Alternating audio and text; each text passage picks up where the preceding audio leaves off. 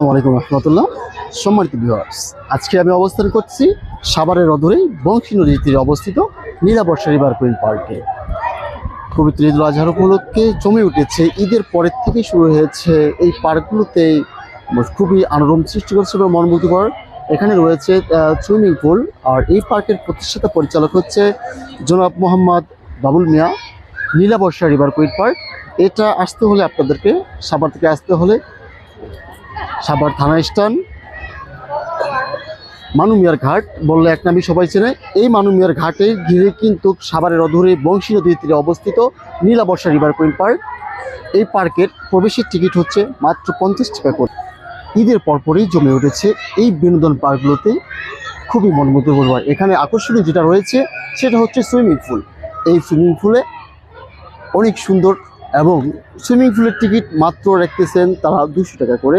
এখানে রয়েছে পশু পাখি এবং খুবই মনোরম পরিবেশ, পাখির কলরব এবং চারিদিকে গাছপালা, প্রকৃতির সৌন্দর্যকেই ঘিরে কিন্তু জমে উঠেছে এই পার্কগুলো।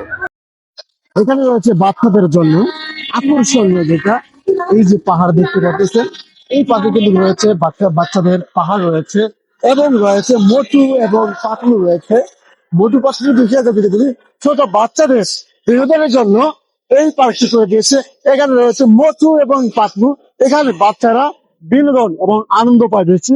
এজন্যই কিন্তু পার্কের চারদিকটা খুবই মনোরম পরিবেশে এবং জাঁকজমক হয়ে উঠেছে এই পার্কটি।